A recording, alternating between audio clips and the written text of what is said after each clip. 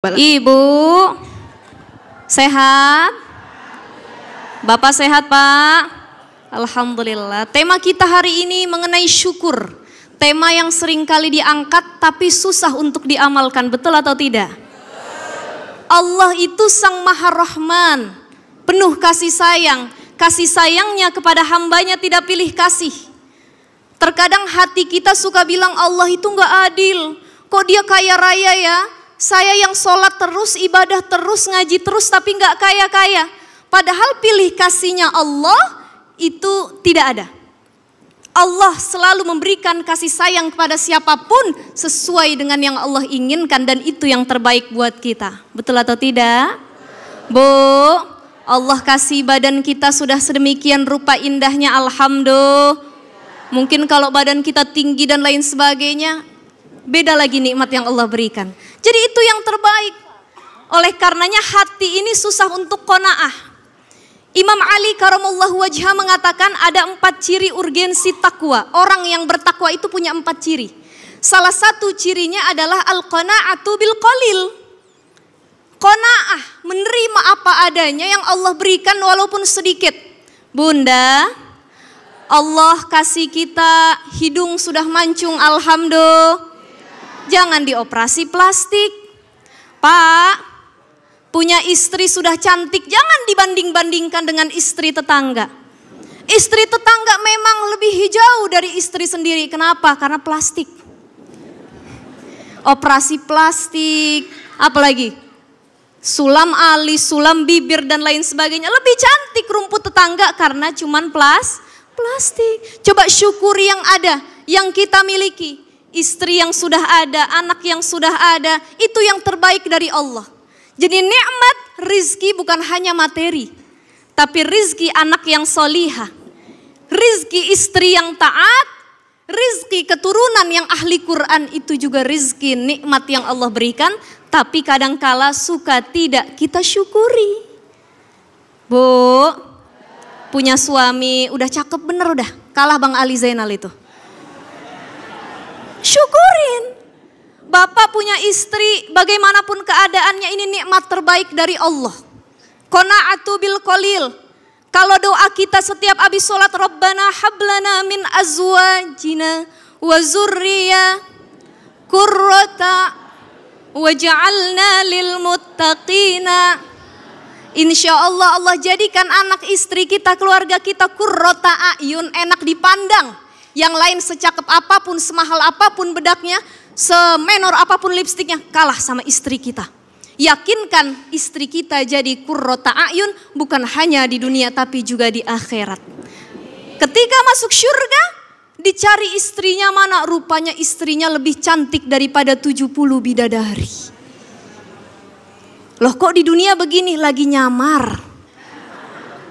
Jadi bidadarinya nanti di surga. Itulah hati yang qanaah, ikhlas, bersyukur kepada Allah, pasti tidak akan pernah berkata yang tidak baik ataupun kufur terhadap nikmat Allah. Alhamdulillah. Terkadang hati kita ketika kita sudah tidak bersyukur kepada Allah, maka banyak kita membandingkan nikmat kita dengan nikmat orang lain. Ada tetangga kita baru beli mobil. Pah, lihat no dia mobilnya. Pintunya bisa kebuka sendiri. Kita udah kagak ada AC, kacanya masih diputer-puter. Coba beli yang baru dong, Pak. Akhirnya suami menghalalkan segala cara. Itu yang pertama. Yang kedua, ada anak orang lain lebih pintar dari anak kita. Anaknya ngadu sama emaknya, mah nilai MTK ku 50. Ya emang situ bodoh katanya. Emang situ kurang pintar. Itu kan tidak baik. Anak kita jadi down, bukannya semangat tapi orang tuanya malah membandingkan dirinya dengan orang lain. Sampai terkadang ketika kita membandingkan diri kita, suka timbul penyakit-penyakit hati. Iri, dengki. Susah melihat orang senang, senang melihat orang susah. Menurut Imam An-Nawawi, para ulama membagi hasad menjadi 2. Nih, kan kita awalnya banding-bandingin nikmat. Selanjutnya yang kita lakukan, hasadin nikmat orang. Pah, lihat tuh Pah, dia punya rumah besar, bagus katanya. Kita doain aja mudah-mudahan rumahnya kebakaran katanya. Tamanni zawalin ni'mah. Yang pertama adalah hasad hakiki. Hasad hakiki yang tadi saya sebutkan, dia berharap nikmat yang ada pada orang lain itu hilang. Punya istri cantik, mudah-mudahan istrinya segera wafat katanya. Punya anak pintar, mudah-mudahan kepintarannya dicabut. Dia berharap nikmat yang ada pada orang lain itu cepat dihilangkan, kemudian nikmat itu menjadi miliknya. Na'udzubillahi min. Oleh karenanya dalam Al-Quran kan dikatakan, Bu, wa min syarri hasidin idza hasad. Ini dari pagi hari kita minta perlindungan sama Allah. A'udzubillahi minasyaitonirrajim. Wa min syarri hasidin idza hasad. Ya Allah, jangan saya keluar rumah tiba-tiba hati saya hasad dengki. Lihat tetangga punya ini pengen, saudara punya ini pengen, orang lain punya ini pengen. Dengki, dengki yang mengharapkan hilangnya nikmat dari orang lain. Itu dengki yang model pertama. Ada dengki yang model kedua. Namanya hasad majazi. Hasad majazi ini adalah hasad yang berangan-angan kalau nikmat orang itu juga bisa kita dapatkan sebagai nikmat buat diri kita. Bu, dalam hadis riwayat Bukhari Muslim dikatakan la hasada illa fisnatain. Tidak boleh hasad kecuali cuma 2 perkara. Apa itu? Yang pertama, rajulun atahullahu malan fasullitu ala halakatihi fil haq. Orang yang Allah kasih harta, hartanya dipakai buat ibadah. Imam Al-Ghazali mengatakan orang yang pandai bersyukur adalah orang yang mampu menggunakan nikmat Allah untuk kebaikan. Ibu punya mukena cakep dipakai buat sholat. Bapak punya peci cakep dipakai buat kerudung bagus dipakai buat ngaji. Jangan depan suami jelek, ngaji doang yang cakep. Depan suami kudu cakep juga. Tampilkan yang terbaik. Pakai lipstik kalau perlu 5 warna. Kata suaminya pas pulang, ini istri apa ondel-ondel yang begini katanya ya.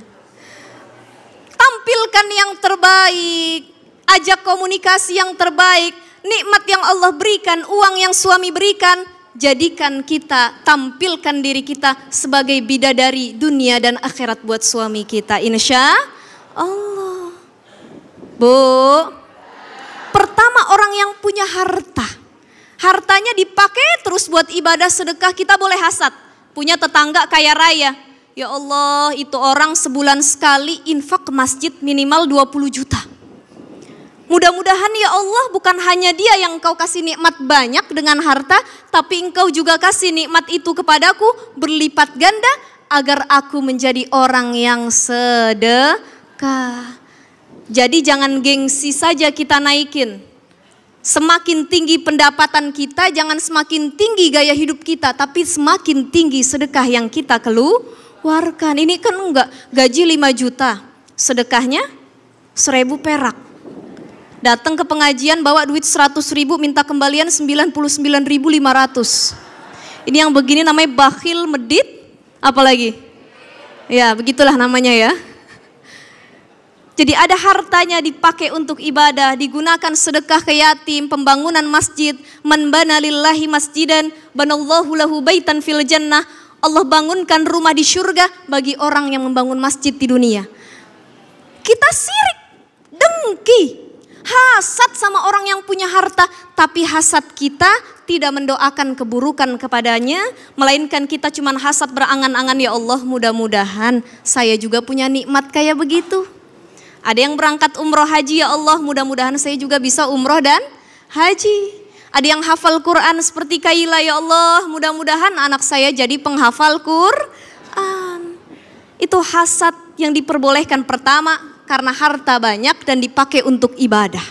Yang kedua adalah rajulun atahullahul hikmah. Seseorang yang Allah kasih hikmah, ilmu. Makanya kalau dunia Bu, kita kudu lihat ke bawah. Unzur ila man dunaka. Kalau dunia itu ada orang beli tas baru, jangan lihat, biar saya mah tas segini juga udah alhamdulillah, lihat yang gak punya tas.